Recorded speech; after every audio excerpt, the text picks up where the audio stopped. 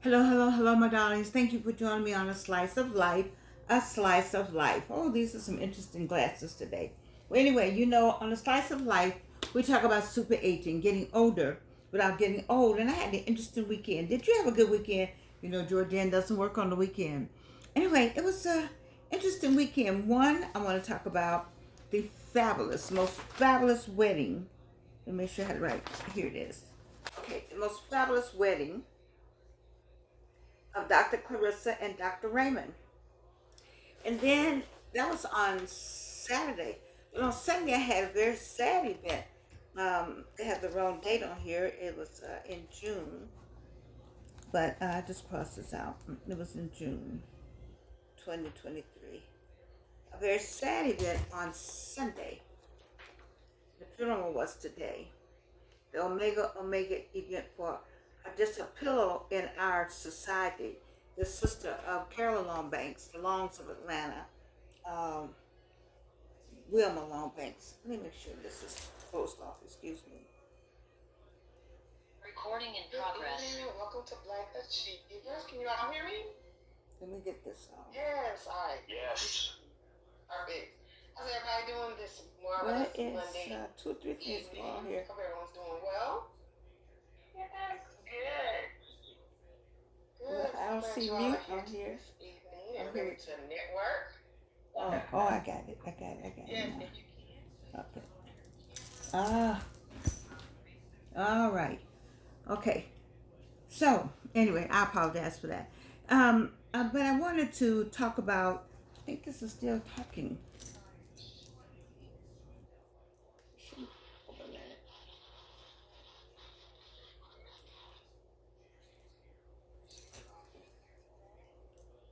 Okay.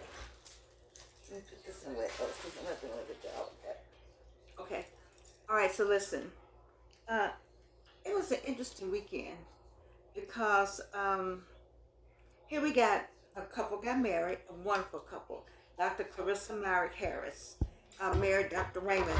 What I liked about the wedding, first it was in a traditional place. It was in Morehouse College in Sale Hall. My daddy sat in Sale Hall. Dr. King sat in Sale Hall. So, that's the pre-chapel before the big chapel. And so the wedding with Dr. Clarissa Merrick Harris and Dr. Raymond R. White.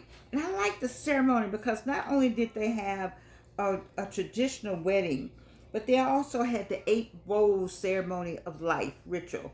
The 8 bowls ceremony of life ritual.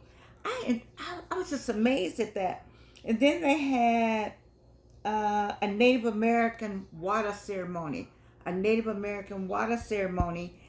8 bowls ceremony of life ritual, and they had the regular traditional, do you take this man? Do you all that? It was just really, really fascinating to me. And then they are this getting older but not getting old. They're at least 60, if not more, but at least 60. And I like the idea that they married. She lost her husband. I'm not sure where with him, but the fact that they found each other, and there is hope. That's why I wrote this book, Guide to the Second Time Bride, for people like Dr. Clarissa Merrick Harris and those other women or those partners who want to marry again. I think this is a great book for you because I have surveys in here, and the surveys is to help not to tear you from the marriage, but to make sure you healed. So you have to make sure you heal from the whatever the last incident or why you're not with the other person. In her case, her husband died. That takes some healing. Somebody you knew, somebody you married to, and then they transition. Then you talk about finding a space in your heart for somebody else. It's like President Biden. He loved his first wife, but he found space in his heart for Dr. Jill Biden. And I think it's good when you have the space in your heart and you have healed and you understand that there's still love to be had and that your partner has transitioned and that there's an opportunity to still live. You see, I really talk about living. This is what my whole show is about, living. I've been through cancer 3 times, and I'm still living. I'm still living, like not breathe. I'm not talking about just breathing, living, but I'm talking about living, doing things, and going places and seeing people. You know, it's a lot for me to go to the wedding, and it's a whole lot for me to go to the Omega service. But I push myself because I'm still living. I know I'm 81. I do look good. And I'll be 82 in August. I do look good. I understand all of that. I understand the challenges that I have. I had to use my cane most days.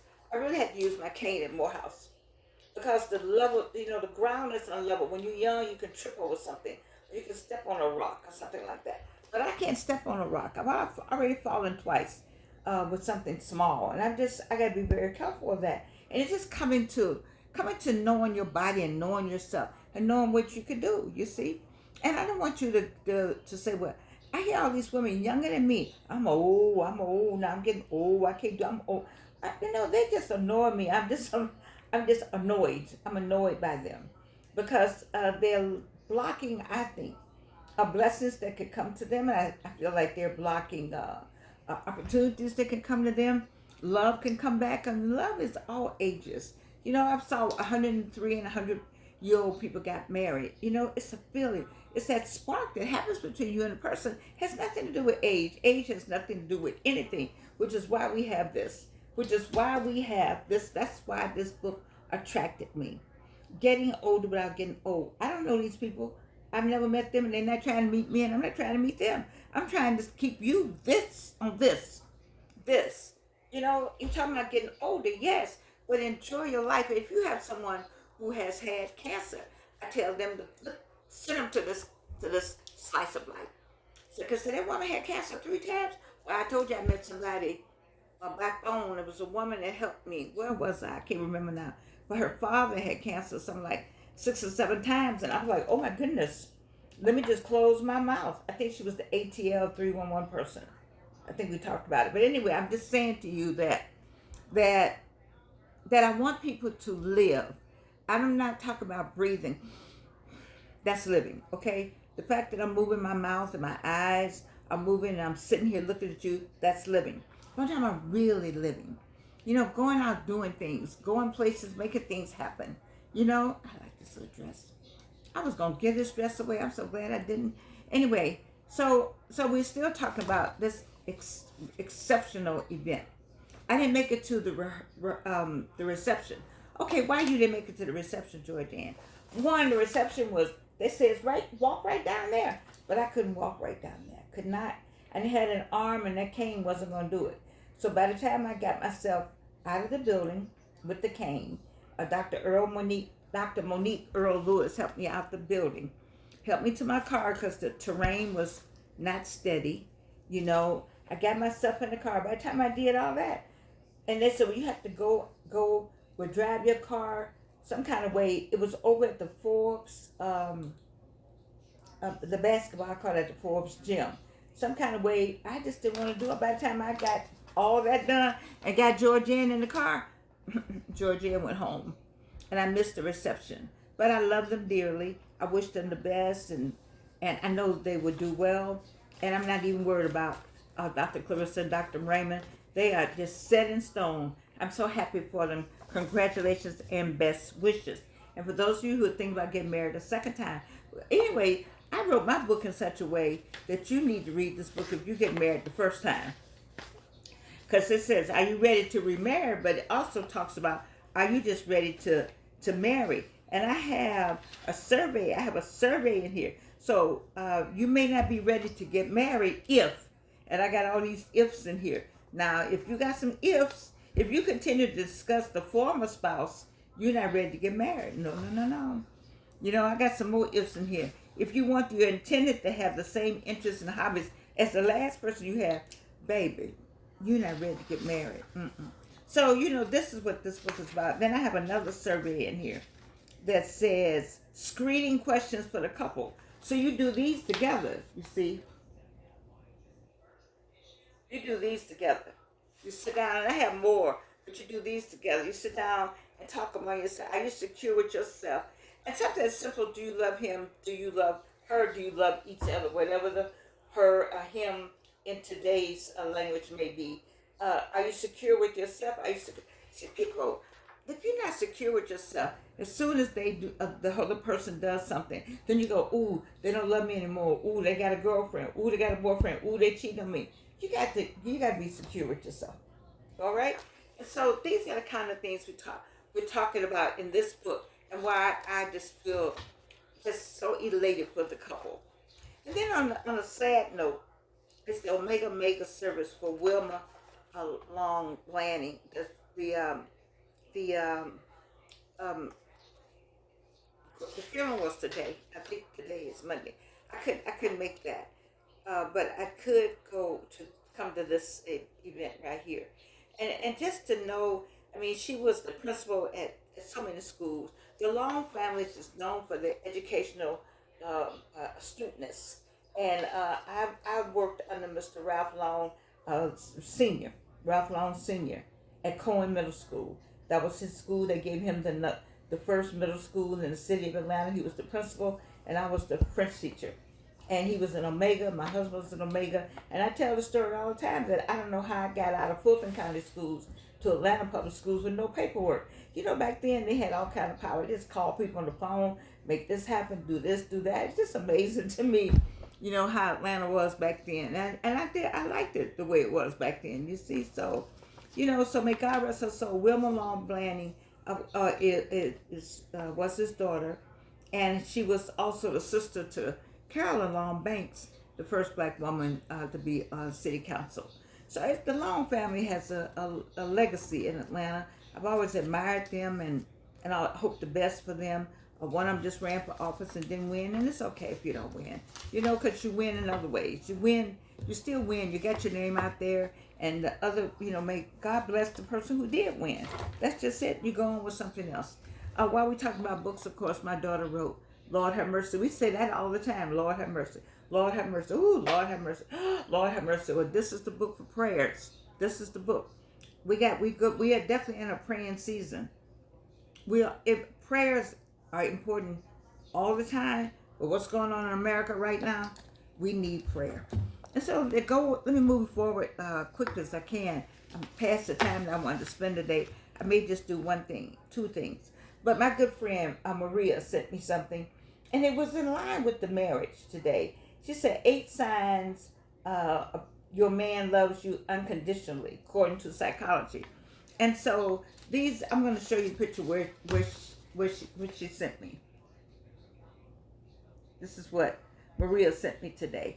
And I wanted to speak from that because Dr. Raymond and Dr. Clarissa just got married, and there was some more weddings, I'm sure, this weekend. And I'm old school, so I may say he or she, but let's put, wherever I say he and or she, also put partner, your partner.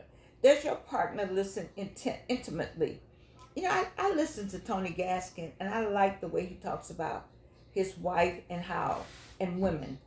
You're supposed to study. I think Harley Initiated did it also. I'm not going to do all 8. I'm just going to do 2 right now because I'm past my time. I had a number of things to discuss. But he listens intimately. And what does that mean to listen intimately? I listen intimately. You hear past what you hear. You see, now it says here, it's a form of listening that goes beyond words, where he or she picks up on your emotions, your body language, even the thoughts left unspoken. You have to hear past what's being said. Yes. You have to hear past what's being said. I'm going to make a note of myself. You have to hear past what is being said. See, where you all get in trouble is that, well, he said he didn't want to do that. Well, how did he say? How did he say he didn't want? She said, this is about men to women, partner to partner. She said she didn't want to do that. And I just said, okay. No. How did she say it? I don't want to do that. And did you look at her face? Did you notice how?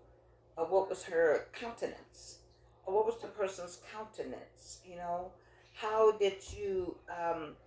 Was it said softly? Was it said? Well, how was the tone? See, you have to look at. You have to listen for the tone. You have to listen for the tone, right? And then you got to Look at the face. Look, you got to look at the body. Oh no, that's right. The body language. I'm writing all this down as I speak myself. And then the facial expression. Facial expression. Because we will say a number of things. It's okay. When you hear your partner or a woman say it's okay, I'm gonna talk about a woman because that's what I know.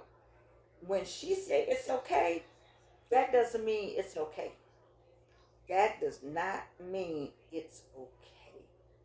That means I'm gonna give in, or I don't feel like fooling with you today, or I'm not gonna discuss it. I'm gonna save it till later, or you will know. Oh, you will know what it's okay means. So you don't want it. It's okay. When you got to look at the facial expression, you got to listen for that tone, and and another thing, you know, the eyes don't lie. The eyes don't lie, right? So if you look in the eyes, you got to look past the eyes. I mean, I don't know if you understand. When you looking at your person, then you look at their eyes. Eyes tell you, like when they say eyes are the window of the world, eyes are the window of the world for real. I think I'm just gonna be stuck on this one because I need for you to understand what listening intimately means. You just can't hear the response. So the response said, "It's okay." Oh no, I don't want to do that. Wait a minute. Oh no, I don't want to do that. And then is there a smack behind it? You know what I mean? Now you hear what they call that? Sucking your teeth. I think is it called sucking your teeth? If you hear sucking your teeth, and when they said they didn't want to do that, baby, you in trouble. Listen to me now. You love somebody, you gonna listen to the mind, the body, and the soul of that response. You just can't. You just can't hear. You just can't hear. You just can't hear. You just can't hear. Okay. You just can't hear. You got to uh, listen. I'm gonna write that down too. Listen to body, listen to the mind, and then you ought to know the soul. See, the problem with people is that they get married and they know the representative, but have they studied? You study the movements like like a predator. Is that the word? I don't want to say it like that. But a predator studies the prey. I hate to say this like this, but it's the only way I know to explain it. You study, that's your mate. If that's your mate, you know more than the person thinks that you know about them. When I say I know you, then that means I know you. I've listened to, I've listened, I've listened, I've listened. And I've listened to what you didn't say. Mhm. So just don't listen to what was said. Listen what was not said. And all these things I'm saying, they just might work for business. Also, I don't know why. When I started thinking about it, this might be some notes, business notes, but I'm not talking about business. I am talking about uh, your person that you have married, or that you with, or is your partner. Are you listening intimately to that person? So anyway, we're gonna talk about more of this tomorrow. I was just thinking about that. You just can't listen. You have to listen to the body. Like if I move, you ought to know what my movements mean. You ought to know when I fold my arm what that means. You ought to know what it means when I go, okay. You ought to know all those things. You ought to know how my eyes might change and how they get smaller or larger based on what my response is. And that I'm just using me as an example, but I'm talking about your partner. Do you know who you're sleeping with? I'm putting it just like that. Do you really know who you married to? Have you studied that person? Have you studied the responses? Are you going through a divorce? Are you having problems? Maybe this subject that we have for today will help you get out of those problems. I think this is the subject. I think it's Mr. Brown. Is it Mr. Brown? Justin Brown that wrote this. Well, Georgianne always takes things to the Georgianne level, you know? And I think that you need to, if you got some problems, you might need to listen to some of these things that I'm saying. And then you think about the person who says they love you, have run an experiment on them. Just they say they love you, how you run an experiment. Just start answering no or just saying some things and see how they say, oh, well, she said, well, okay, well, we don't have to do it then. And they run on off and do something else. Then you know they're not listening. They're not paying you, as they say, no mind. They don't know anything about you. They don't know what you, And especially if you are not married yet. Or if you're married, you're trying to figure out what's going on in your marriage. Some of this is going on. God, I took this much time on number one. I got 8 to do. I don't know if we're gonna make it through that, but I do know my glasses are not up yet, but I like these. I think these are sexy. I really do. I like the way I look in these. They kind of match my whole thing here. I was gonna get this dress away. I'm so glad I didn't give it away. Mm, mm, mm. Anyway, I'm gonna continue tomorrow. I think I'm gonna try to get through it. It just takes me so long because I want you to be happy. And what can I do to help you be happy? One, I always tell you, you have to make yourself happy. But what can I do to make you aware of what it takes to make yourself happy? What can I do to help you super age? That's what I'm all about. And so it takes me a while to just explain things because I explain it for me, hoping that it will help you. If I'm not helping you, there's no reason for me to be sitting here. It really is not. Because this Georgianne is to help you. If I can't help you, why am I sitting here? And if it's not helping you, I'm in trouble. If you're not getting anything from what I'm saying, I'm in deep trouble. I need to cut this off for real. I do. But I'm gonna continue and hopefully, so, I get feedback and I'm getting feedback. There's something that I'm saying to you is making sense, and that you can use it. Listen intimately. Listen intimately. Learn to listen intimately if you're not doing it. And then, is your partner listening intimately to you? That is the question. I love you, darlings. And you can't do anything about it.